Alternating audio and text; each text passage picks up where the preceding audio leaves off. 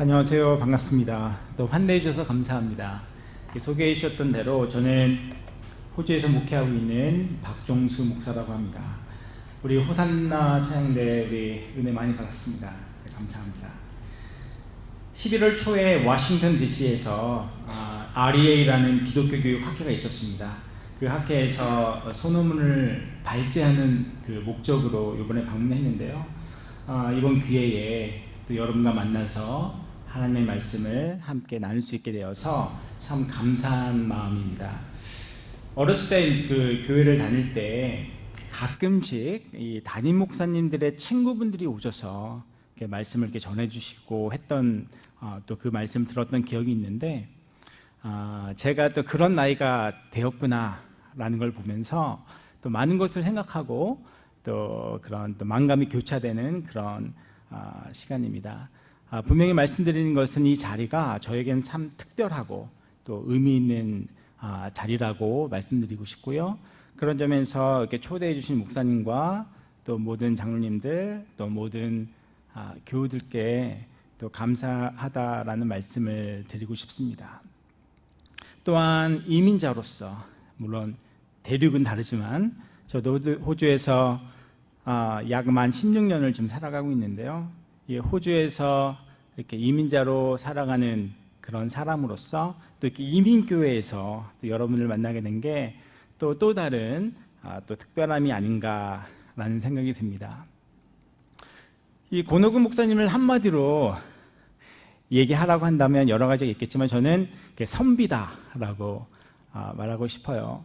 저희 신대원 같이 다니면서 참 책도 많이 읽고 디스커션도 하고 또 디베이트도 하고 또 때로는 서로 이 설교를 하고 그 설교를 비평하는 그런 것을 하면서도 저는 한 번도 이 권호근 목사님이 뭐 이렇게 흥분한다거나 업셋되거나 화를 낸다거나 그런 걸 본 적이 없어요.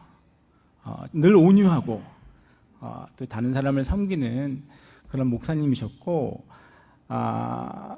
사실 그럼에도 불구하고 이 복음에 대한 열정과 또 언제나 열심히 연구하고 배우고 사실 그런 자세는 사실 으뜸이었습니다. 그런 의미에서 참 제가 좋아하는 친구고 저뿐만 아니라 많은 친구들에게 사랑받는 우리 목사님이신데요. 그런 의미에서 제가 감히 말씀드리고 싶은 것은 여러분들은 정말로 좋은 담임 목사님을 두셨습니다. 권호근 목사님과 함께 좀 아름다운 신앙 공동체 그리고 이민교회로서 지역사회를 섬기고 정말 아름다운 그 모델을 만들어가는 그런 교회에 함께 만들어 가시기를 주님의 이름으로 축원합니다. 오늘 말씀은 하나의 그림으로 제가 시작하고 싶은데요.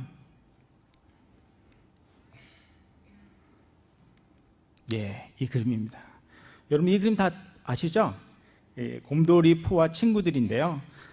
모든 분들이 적어도 한두 번은 아마 보셨을 아주 유명한 디즈니의 캐릭터입니다. 이 곰돌이 푸와 친구들은 알런 밀른의 이 동화 위니 더 푸라는 그 소설에 기반해 있습니다. 이 동화는 1926년에 발표되었고 어니스트 셰파드라는 분이 이 원작의 사파를 그렸어요. 그 원작에 실린 한 사파의 한 장면입니다. 여러분 보시고 아시겠지만 이 디즈니 캐릭터와 많은 유사점들이 있죠. 물론 차이점들도 있습니다. 특별히 곰돌이 푸를 에 집중해 보십시오. 이게 디즈니 캐릭터의 푸고요. 이게 원작의 곰돌인데요. 어떤 차이가 있죠? 차이가 무엇입니까? 이 원작에는 빨간 상의가 없습니다. 그렇죠. 여기에는 빨간 상의를 입고 있는데 여기는 빨간 상의가 없어요. 그럼 왜 이런 차이가 만들어졌을까요? 얼마 전에 이 비밀을 담고 있는 한 그림을 우연히 본 적이 있습니다. 이 그림은 세 장면으로 이루어져 있는데요. 이게 첫 번째 장면입니다. 지금 곰돌이 푸가 누굴 만나고 있죠? 미키마우스를 만나고 있습니다. 때는 겨울이고 곰돌이푸가 뭔가 추워하는 그런 모습입니다. 그런데 두 번째 장면에서 이 미키마우스가 무언가를 하고 있는데요. 뭘 하고 있냐면 지금 가위를 가지고 자기 옷을 자르고 있어요. 그런 다음에 자기의 상의를 누구에게 해줬죠? 곰돌이푸에게 주는 거예요. 그러면서 이 그림의 밑에는 이런 문장이 적혀 있습니다. Your greatness isn't what you have, but what you give. 그렇습니다. 당신의 위대함은 무엇을 가졌느냐가 아니라 무엇을 나눴느냐이다. 저는 이 짧은 문장 속에 하나님이 원하시는 삶의 핵심이 담겨 있다고 생각합니다. 더 많은 것을 가지려고 노력하기보다 내가 현재 갖고 있는 것을 정말 그것이 필요한 사람들에게 나눠줄 때 하나님의 나라는 here and now, 바로 지금 여기에 임재할 것입니다. 오늘 본문은 나눔이 얼마나 중요한지를 잘 보여주는 말씀입니다. 사실 이 선한 사마리아인의 비유는 제가 참 개인적으로 좋아하고 늘 묵상하기를 즐겨하는 말씀인데요. 이 비유는 누가 나의 이웃입니까? 라는 한 율법학자의 질문에서 시작합니다. 누가 나의 이웃입니까? 라는 질문에 예수님께서 대답하신 것이 바로 사마리아인의 비유예요. 이 비유는 참 단순합니다. 어느 날 한 사람이 예루살렘에서 여리고로 내려가다가 강도를 만납니다. 그 강도들은 그 사람을 때리고 가진 물건을 빼앗고 옷도 빼앗고 거의 반 죽은 것을 그대로 버리고 도망치죠. 얼마나 시간이 흘렀는지는 모르겠지만 그 길에 제사장이 지나갑니다. 그러나 그 제사장은 그를 보고 멀리 돌아서 그냥 지나쳐버립니다. 레인이 지나가지만 그 사람도 그 강도 만나 쓰러져 죽어간 사람을 도와주지 않았습니다. 그러나 사마리아인이 그 길을 지나다가 그를 보고 심히 불쌍히 여겨서 그를 도와주고 그를 싸매주었다 라는 이야기가 바로 선한 사마리아인의 비유입니다. 아마 여러분 모두가 이야기를 잘 아실 거예요. 그런데 이 이야기를 읽으시면서 생기는 질문이 없으셨나요? 여러 가지 질문들이 이 비유를 통해 우리가 묵상할 때 생겨납니다. 그 중에 대표적인 한 가지가 왜 이 제사장과 레위인은 이 강도 만나 죽어가는 사람들을 도와주지 않았을까입니다. 왜 도와주지 않았을까요? 이 제사장과 레위인이 특별히 아주 못된 제사장이고 아주 못된 유대인이어서 그랬을까요? 그 답을 우리는 본문 30절에서 찾아볼 수 있습니다. 30절에 말하기를 강도들이 그 옷을 벗기고 때려 거반 죽은 것을 버리고 갔더라 라고 기록되어 있습니다. 여러분, 이 당시의 의복이라는 것은요, 그 사람의 출신, 그 사람의 신분, 그 사람의 민족성을 그대로 보여주는 바로미터였습니다. 즉 제사장과 레위인은 벌거 벗겨져 쓰러져 있는 그 사람을 보고 그 사람이 자기들이 도와줘야 하는 유대인인지 아닌지를 분간할 수 없었습니다. 그들에게는 유대인이 그들의 이웃이었고 유대인을 도와줘야 할 책임은 있었지만 이방인들을 도와줘야 할 책임은 없었던 거죠. 바로 그들의 율법이 그들을 올가매는, 그들의 행동 범위를 제한하는 그런 우를 범하고 말았다는 것을 우리가 알 수 있습니다. 반면 사마리아인에게는 그런 율법이 없었습니다. 적어도 그런 율법이 있었다 하더라도 그 쓰러져 죽어가는 자를 향한 그 동정심, 그거를 올가매지 못했습니다. 이 이야기는 우리의 믿음이 화석화되는 것이 얼마나 위험한 것인지를 잘 보여주고 있습니다. 지금 사람이 죽어가는데 그 사람이 유대인이냐 아니냐를 분간하려고 노력하는 것이 사실 얼마나 어리석고 얼마나 비인간적인 일입니까? 이것은 하나님 없는 삶의 모습입니다. 입술로는 여호와 하나님을 찬양하고 여호와 하나님을 사랑한다라고 고백하면서도 사실 화석화된 그들의 마음속에는 하나님의 진리, 한 영혼을 향한 하나님의 뜨거운 그 마음이 설 자리가 없었던 것입니다. 똑같은 일들이 이 종교라는 이름으로 또 믿음이란 이름으로 세계 곳곳에서 자행되고 있습니다. 그렇게 우리가 굳게 잡고 있는, 우리가 옳다고 믿고 있는 그 전통, 율법, 그 문화 등에 질문해야 됩니다. 심지어 의심하면서 화석화되지 않으려고 노력해야 되는 것입니다. 이게 정말 하나님의 뜻일까? 우리가 믿고 있는 이 말씀의 의미가 정말 이런 의미일까? 예수님이라면, 하나님이라면, 성령님이라면 어떻게 하실까? 끊임없이 질문하고 기도하며 사색할 때에 우리는 하나님의 뜻에 좀 더 민감해질 수 있습니다. 이 선한 사마리아인의 비유는요, 수많은 예술가들이 다양한 작품을 남긴 것으로도 유명합니다. 저는 개인적으로 그 렘브란트의 작품을 참 좋아합니다. 렘브란트는 위대한 화가였죠. 위대한 화가였지만 또한 동시에 아주 위대한 신학자였습니다. 물론 렘브란트가 남긴 신학 저술은 없습니다. 그러나 그의 질문하고 이 사색하는 능력, 그리고 하나님 말씀을 늘 깊이 있게 성찬한 그 결과물들을 자신의 예술 작품으로 아주 멋지게 승화시켰습니다. 그의 성소화를 보노라면 언제나 그의 생각의 깊이와 그 통찰과 그 깊이 있는 믿음에 감탄하게 됩니다. 오늘은 그의 작품 중에서 이 선한 사마리아인과 관계된 작품 두 가지를 제가 나누려고 합니다. 그는 생전에 이 선한 사마리아인과 관계된 작품을 10편 넘게 남긴 그런 사람인데요. 첫 번째 작품은 바로 이 작품입니다. 이 작품은 1633년에 그린 애칭화입니다. 지금 이제 강도 만나 쓰러진 자를 여관까지 데리고 갔다, 그런 대목이 있잖아요. 그 대목을 담고 있습니다. 그런데 이 그림에서 가장 눈에 띄는 장면은 지금 그 가운데 우측에 지금 뭐가 있죠? 개 한 마리가 똥을 싸고 있는 장면입니다. 저는 뭐 그림에 대해서 잘 모르지만 뭐 예술가도 아니고, 그러나 여러분 이 그림에서 가장 중요한 것 중에 하나가 구도잖아요. 그렇죠? 구도를 잡고 그 구도에 내가 그리고 싶은 걸 어떻게 배치하냐에 따라서 그 그림의 어떤 성격이나 그런 느낌이나 그 플레이버가 완전히 달라질 수 있는 것이잖아요. 지금 저 작품에서 개가 그려지고 있는 것은 사실 아주 중요한 부분입니다.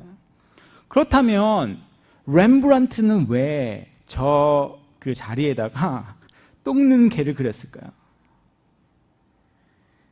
이 그림을 본 당시 사람들은 어떤 느낌이었을까요? 또 여러분들은 이 그림을 보면서 좀 어떤 생각이 드시나요? 제가 이 그림이 1633년에 발표됐다라고 말씀드렸는데 1633년이면 17세기죠. 이 17세기는 정통주의 신학이 큰 영향을 미칠 때입니다. 15세기, 16세기에 일어난 종교개혁의 불꽃이 조금씩 시들어지면서 그 정신이 율법으로 화석화되어 형성된 것이 바로 정통주의 신학입니다. 그래서 이 정통주의 신학은 어떤 이 문자주의적인 해석에 아주 포커스를 맞추고 이 경건한 이 삶을 아주 강조하고 있는데요. 여러분, 그렇기 때문에 이 그림을 본 당시 17세기 사람들은 이 그림을 보고 분노했을 것입니다. 아니, 어떻게 이 신성한 이야기를 담고 있는 이 그림에다가 똥 누는 개를 그려놓을 수 있냐? 렘브란트를 비난했을 것입니다. 그런데 이것이 렘브란트의 의도였습니다.